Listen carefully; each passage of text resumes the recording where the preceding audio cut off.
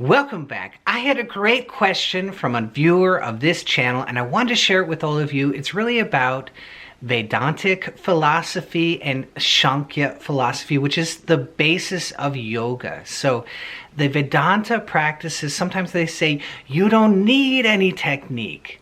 So should I abandon all techniques and just adopt the philosophy of Vedanta, or should I go ahead and practice yoga?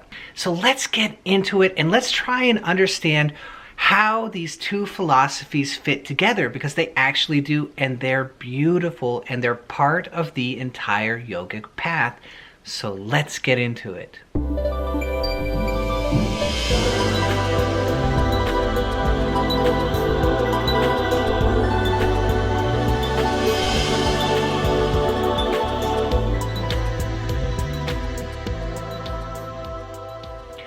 So first, let's read the question.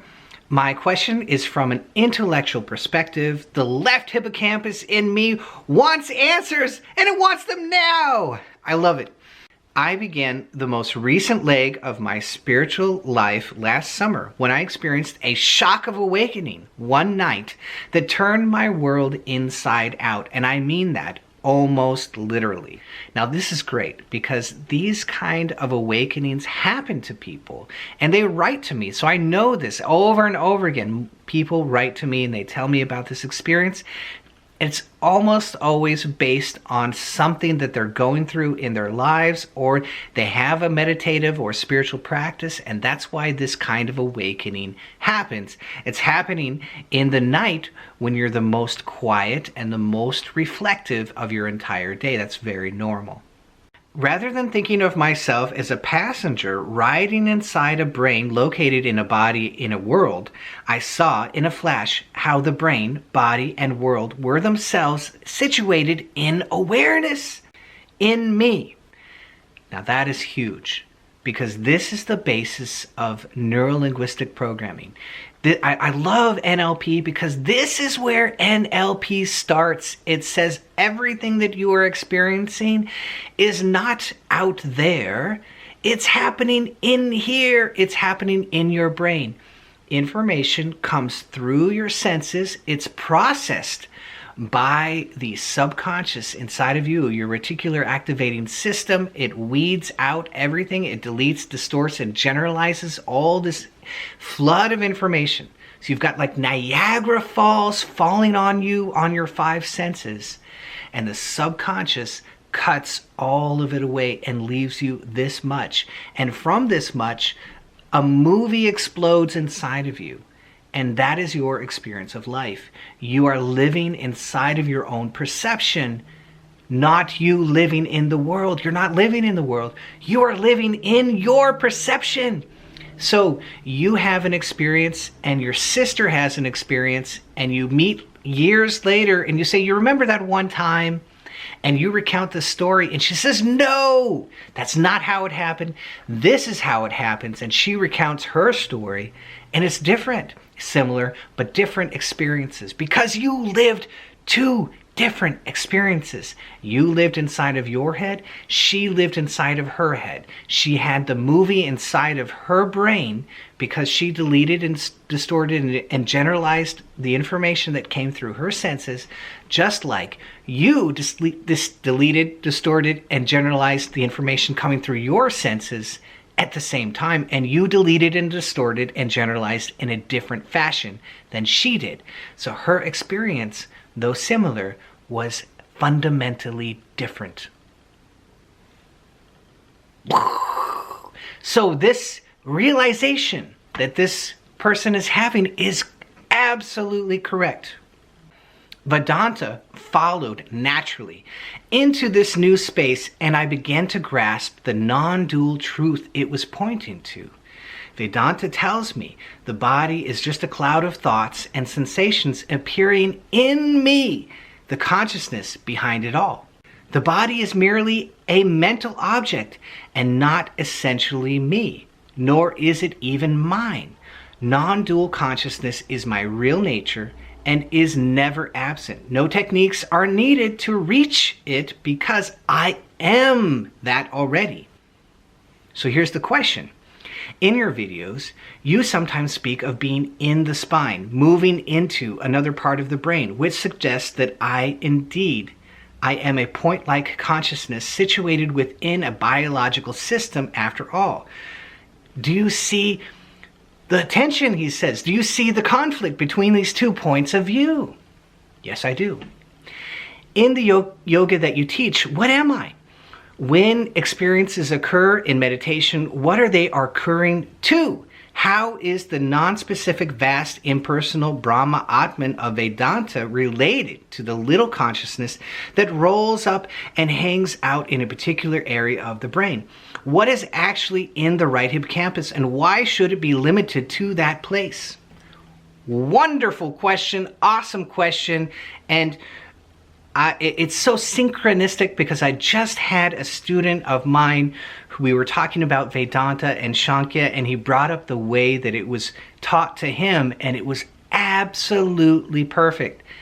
Vedanta is the teacher who has already come into the experience of the non-dual, and he is from the top down explaining how it works to the student. The Sankhya, or the yogic philosophy, is the student looking up towards the non-dual state, and he is learning how to get into it. So which one is it? Well, it's a whole, isn't it? What is yoga really all about? Yoga says, I don't need an intermediary. I don't need somebody telling me about God. I want to experience it myself. Thank you very much.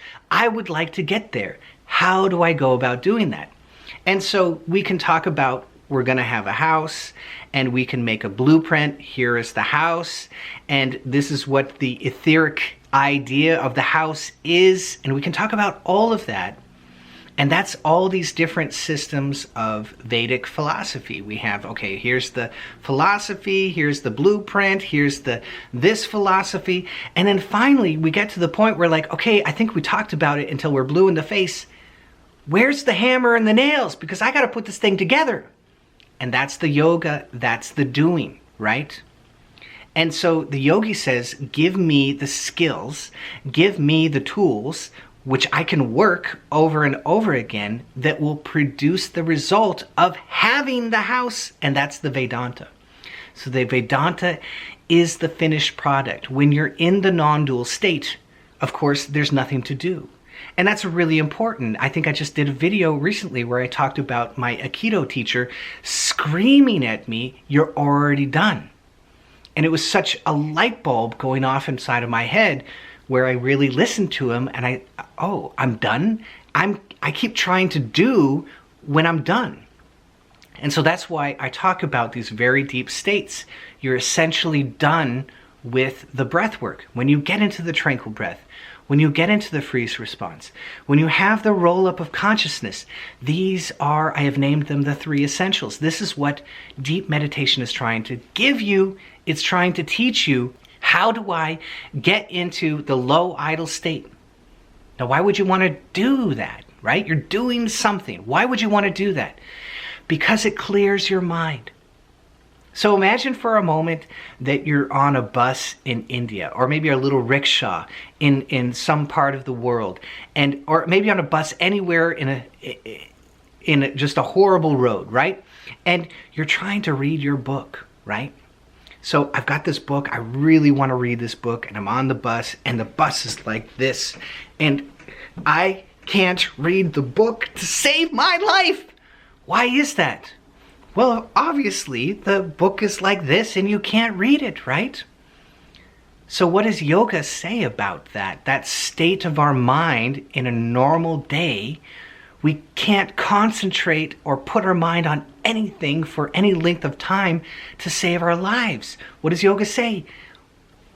Why don't you quiet down? That's it. That's all yoga is saying. Tranquil breath, freeze response, roll up of consciousness. It's just you getting quiet, right? Okay, I'm quiet. And now the mind in a reflexive manner is quiet. And now I can actually zero in on what I actually want to absorb my mind into. What a concept! That's it. That's all that yoga is trying to give you. So all the fancy rites and this and that, it's all trying to give you quiet. That's it. Just get quiet so that you can clear your mind enough that you can put it on one thing. You're not zeroing in on one thing.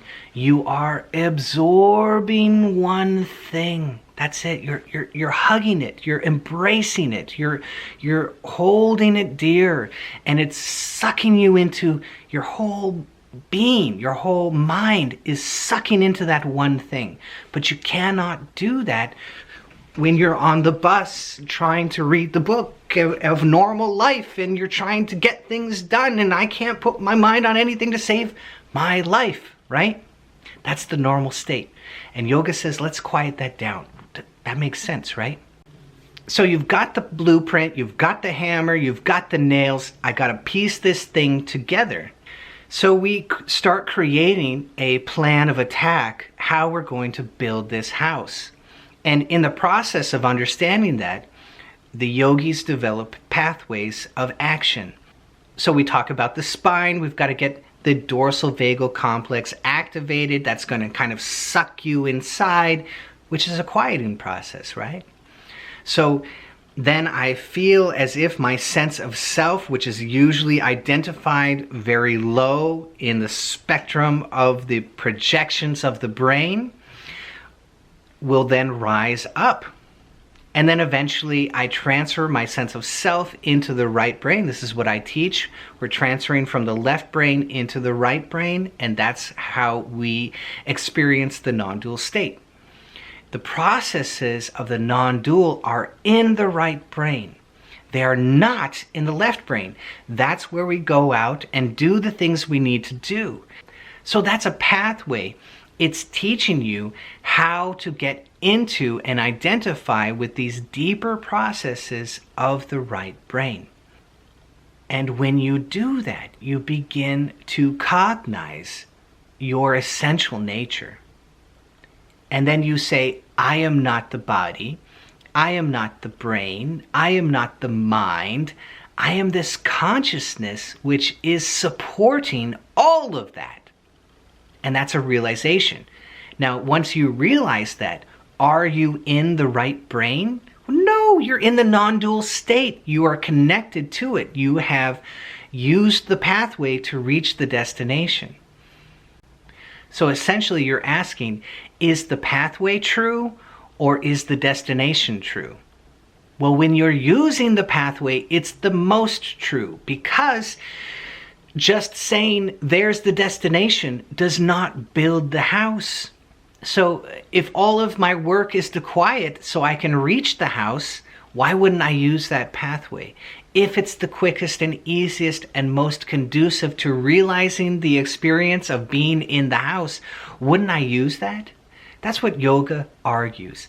Why don't we go ahead and quiet things down so we can actually do the non-dual processes? Those processes put your mind on a non-dual concept is a process. It's just a higher process. So we have the lower yogic practices of dealing with the breath until we get into the tranquil breath and the freeze response and the roll-up of consciousness. And then we deal with higher processes that induce the right brain. And that's what the Vedanta is doing. So they're doing a higher form of yoga, but it's still yoga. Don't tell them. They won't like that. But they're doing these processes, which are still processes. Do you see it? They're still doing a process to induce the right brain. So is the process the truth? Well, when you're working it, it's the best truth for you. But once you have arrived, am I just a product of my brain? Of course not. You have used the pathway to connect to the Almighty. Just like a radio. You use the radio to connect to the voice which is in the ether. Is the radio the voice of the ether? No. It was the process which enabled you to hear the voice in the ether that's floating in the ether, right?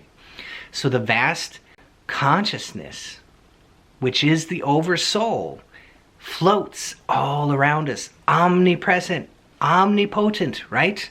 Everywhere, everywhere powerful, right? That's the truth when you're in it. But when you're not in it, you need the truth of the pathway. Do you see? So, teacher from above, student from below, creates the whole. Vedanta alone is incomplete without the Sankhya philosophy. And Sankhya and yoga is incomplete without a place to go. It's both. They're both true.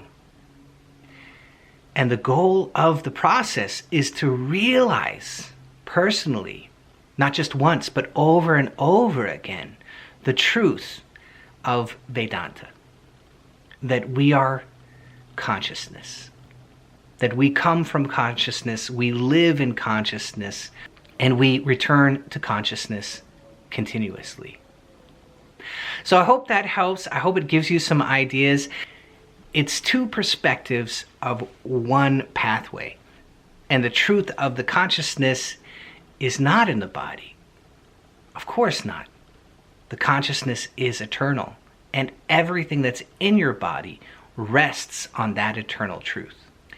By the way, on Patreon, I'm doing a lot of satsangas, which is a fellowship with truth. We're having questions and answers. So if you feel like you have a bunch of questions that you really would like to get answered, I really hope that you'll join us on Patreon and hang out with us and ask all of your questions to get them all answered.